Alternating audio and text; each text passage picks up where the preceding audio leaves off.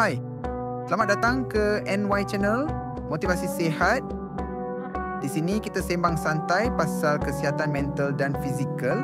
Sama ada korang tengah cari semangat baru, tips untuk kekal positif atau nak jaga kesihatan badan dengan cara mudah, channel ni memang untuk korang. So, let's go. Mesti ramai antara kita fikir, oh, saya dah tak makan makanan bergoreng, jadi kolesterol saya mesti okey, kan? Tapi, macam mana kalau saya cakap, musuh sebenar jantung kita tu sebenarnya tengah menyorok dalam santan kari, biskut raya ataupun krima kopi kita? Jom kita bongkar sama-sama kolesterol tersembunyi yang ramai terlepas pandang ni.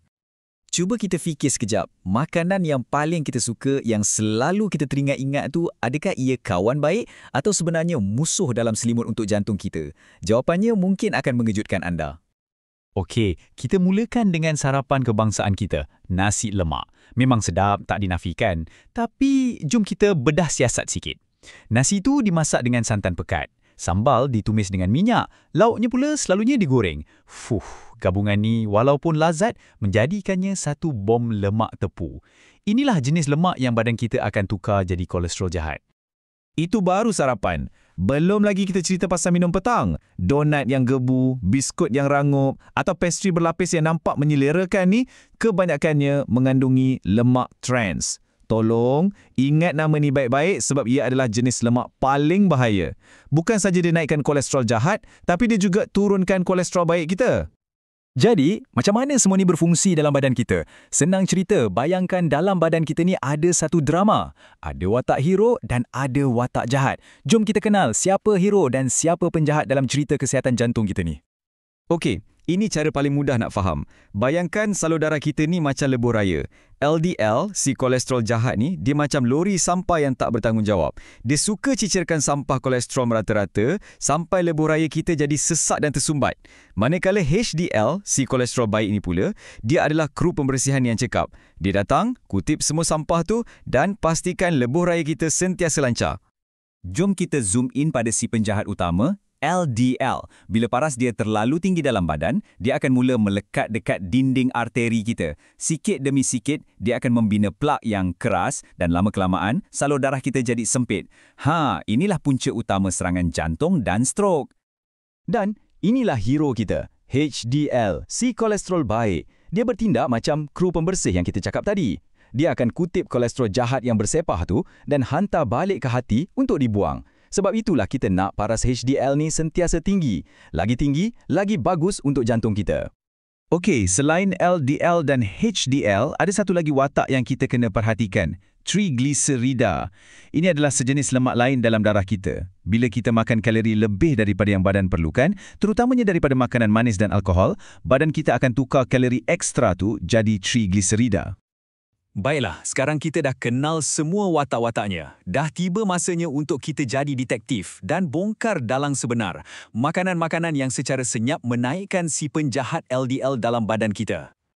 Ada dua suspek utama, lemak tepu dan lemak trans. Tengok jongkang-jongkit ni. Lemak tepu menaikkan si jahat LDL. Itu dah cukup teruk. Tapi lemak trans, dia ni lagi hebat. Dia bukan saja naikkan LDL, tapi pada masa yang sama, dia tekan ke bawah si baik HDL. Nampak tak? Serangan dua penjuru yang sangat-sangat bahaya. Jadi, dekat mana lemak tepu ni selalu menyorok? Fikirkan benda-benda sedap yang kita selalu makan.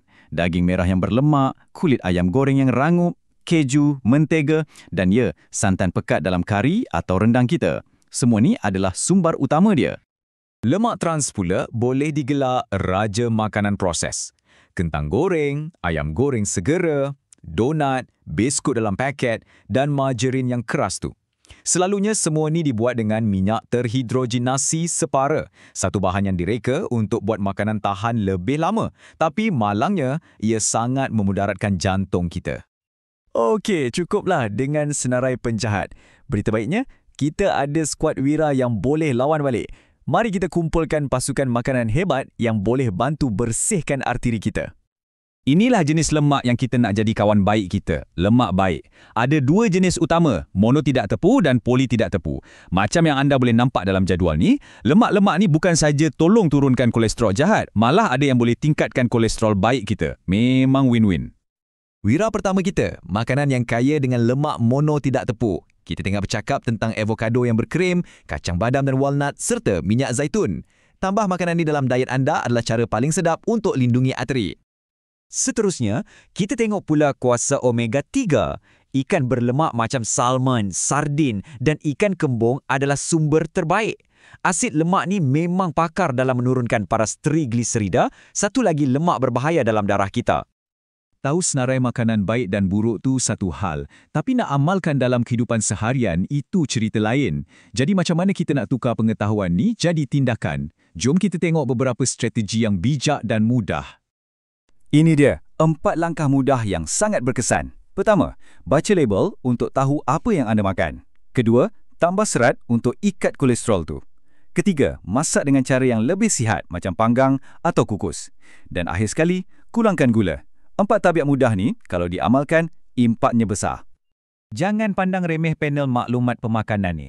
Lain kali bila pergi pasar raya, luangkan 10 saat, bandingkan 2 produk dan pilih yang kandungan lemak tepunya lebih rendah. Nak lagi senang? Cari saja logo pilihan lebih sihat.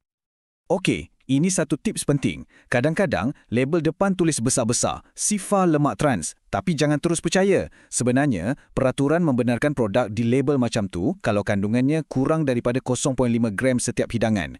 Jadi, cara paling selamat, pusing belakang dan periksa senarai ramuan. Kalau anda nampak perkataan partially hydrogenated oil atau minyak terhidrogenasi separa, letak balik produk tu. Ini satu lagi Wira senyap, serat larut. Bayangkan, dia ni macam span dalam usus kita. Dia akan serap kolesterol jahat sebelum ia masuk ke dalam salur darah dan kemudian singkirkannya dari padan. Jadi mulakan hari anda dengan oat dan lebihkan buah, sayur serta kekacang. Ingat, mengawal kolesterol ni bukan larian pecut, ia adalah satu maraton kesihatan. Setiap pilihan kecil yang anda buat hari ini adalah satu pelaburan untuk kesihatan jantung anda pada masa hadapan. Jadi, inilah mesej utama kita. Ini bukan tentang tinggalkan semua makanan yang anda suka, tapi tentang keseimbangan dan buat pilihan yang lebih baik secara konsisten. Gantikan mentega dengan margarin lembut, pilih untuk bakar ayam berbanding goreng, dan tambah lebih banyak sayur-sayuran. Setiap langkah kecil tu adalah satu kemenangan besar. Jadi, lepas dah dengar semua ni, cuba fikirkan, apakah satu sahaja perubahan kecil yang anda boleh mula buat hari ini? Mungkin tukar minuman manis anda kepada air kosong ataupun pilih untuk berjalan kaki sekejap petang ni. Mulakan dengan satu langkah, sebab dari situlah perjalanan ke arah jantung yang lebih sihat bermula.